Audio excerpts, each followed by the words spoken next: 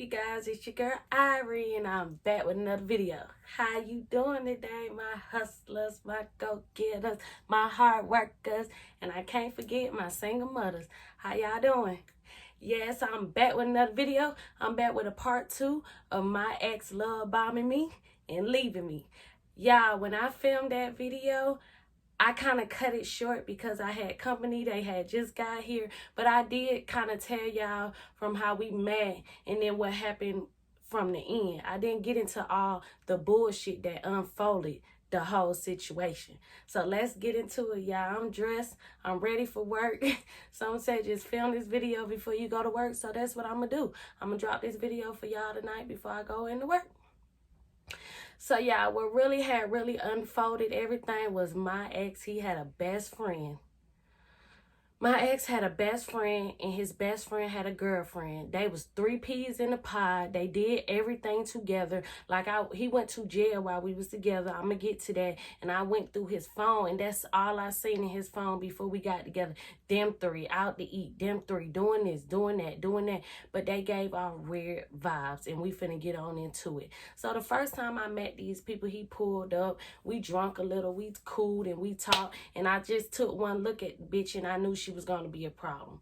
Ugly ass bitch. You know, ugly bitches always hate pretty girls. So she was a motherfucking hater from the get-go. So the first thing that was a red flag about the bitch was we had a conversation. You know how girls had a conversation. She was complaining about her man. I was kind of complaining about the things me and him was going through. Like, I was telling her he's always gone. He don't have no time for me. He always in the motherfucking streets. If you're going to do that, you need to be taking care of me. If I ain't going to have no time with my man, I better not be worried about nan bill or no money. If you out here making money, why would your girl be paying her bills by herself? I was still working and paying all my bills by myself. Even though we did just get together, literally, we did. So, you know, I was just expressing how I feel and how, you know, I would want things to go if we continued this relationship. Honey, she went back and told everything I said, twisted, make it seem like I was just a gold digger. I just wanted his money, like weird ass bitch shit. And I seen that from the first we talked 2 times, and both times she did that shit. And I told my nigga, I said, I never came back and told you nothing me and her talked about. He was like, nah, you never did. I didn't, because that's not what I do. Real bitches do real shit, and that ain't no real ass shit. So yeah, she go back telling him shit. Then every time we talked about it, he got mad. Like, y'all, he used to get so mad about this bitch. Like, he used to take up for this bitch so bad. Like, we're literally being arguments about this bitch. And it was like, woo, let's sit back. Do y'all got something going on? It was giving that. It was giving that. So, fast forward, her nigga end up going to jail. My nigga best friend ended up going to jail. And when he went to jail, a lot of stuff unfolded. I ain't gonna put everything out there, but my nigga didn't have nowhere to stay at the time. And he moved in with her, talking about she stay where he do her business at. Because y'all, I already said in the first video, I live an hour away from him. So he wouldn't come live with me.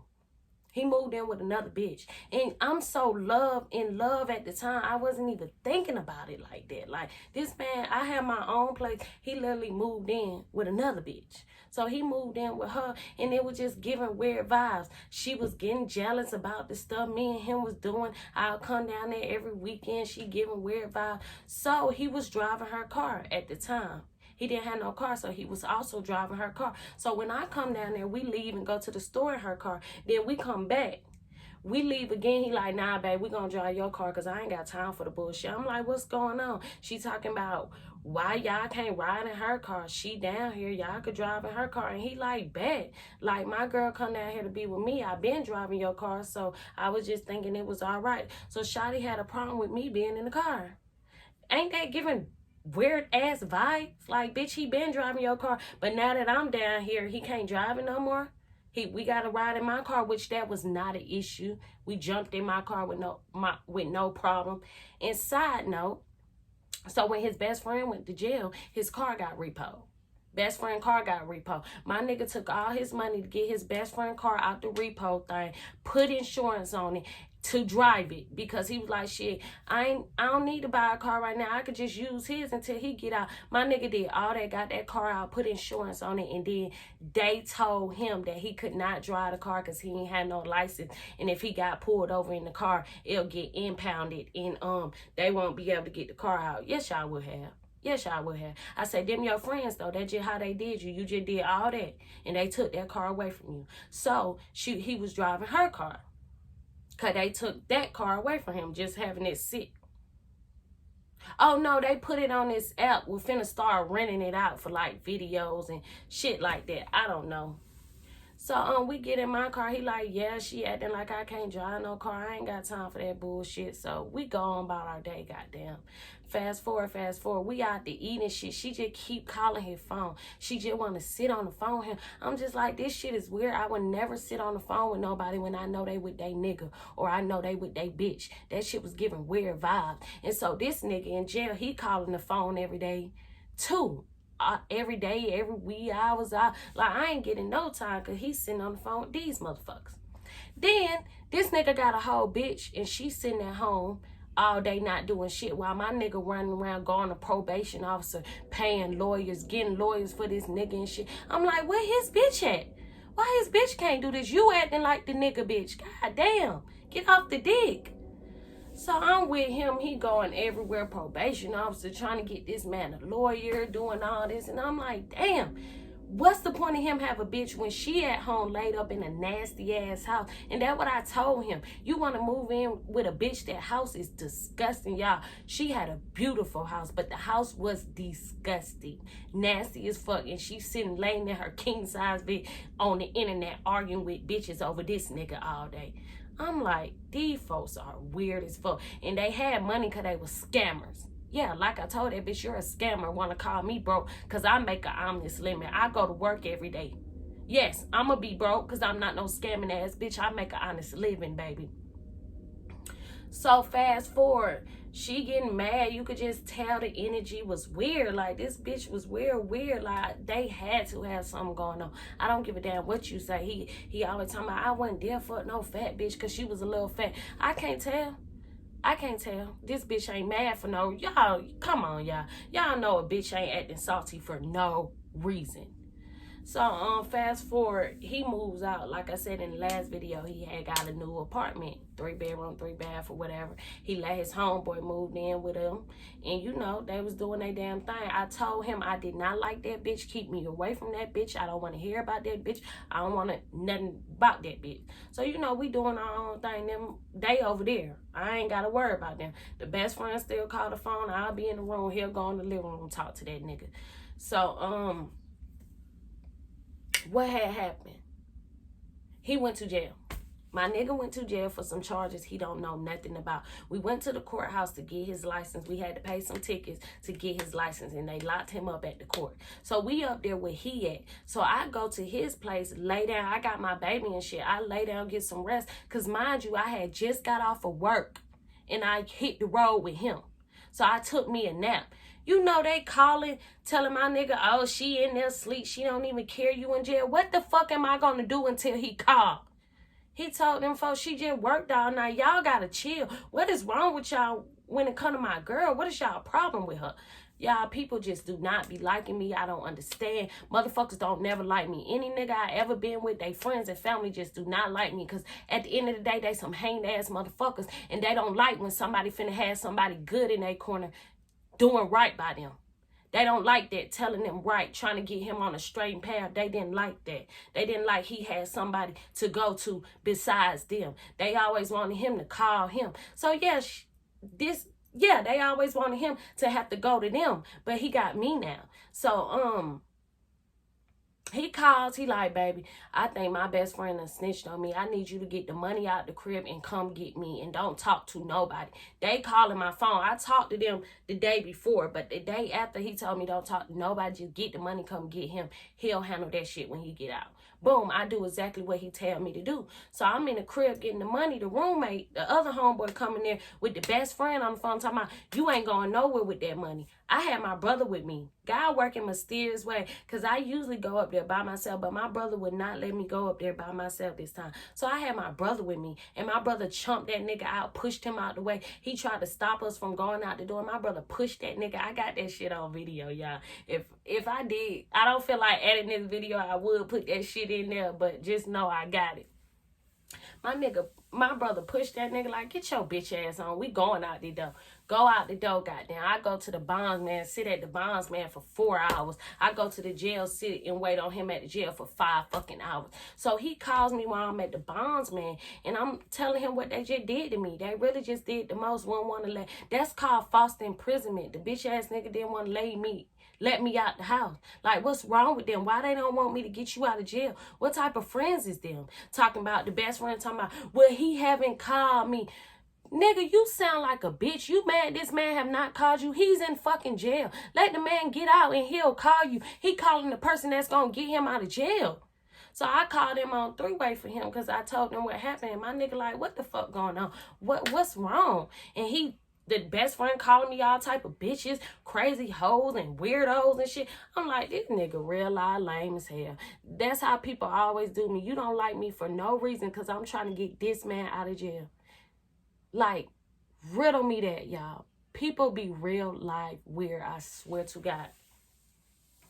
So, that nigga talked all that shit about me, and my nigga didn't take up for me. He just like, bro, I'll talk to you when I get out, and hung up the phone. And I'm like, wow, I don't even want to go get this nigga. I done sat at this bondman's for 3-4 hours. Now, man, I was finna let him get out of jail, and I was finna go home, but my heart wouldn't even let me do it. So I still went to the jail, sat for 5 hours till he got out. So when he got out, he wouldn't get out without nobody out there waiting on him. Me and my brother sat up there for 5 hours waiting for him to get out. So he get out. You know how niggas do. Oh, fuck this life. I'm not doing this shit no more. I'm finna come stay with you. I'm moving with you, baby. I'm gonna get a job. I'm getting on the right path. I can't do this no more because I can't sit in jail again. That shit, I can't do that shit. So I'm like, all right, I finally got my nigga to myself. When we get to my house, the best friend and the girlfriend calls and he go outside to talk to them. I'm eavesdropping. He asking them, what is their problem with me? Like, what is y'all big problem with my girl? She did exactly what I told her to do.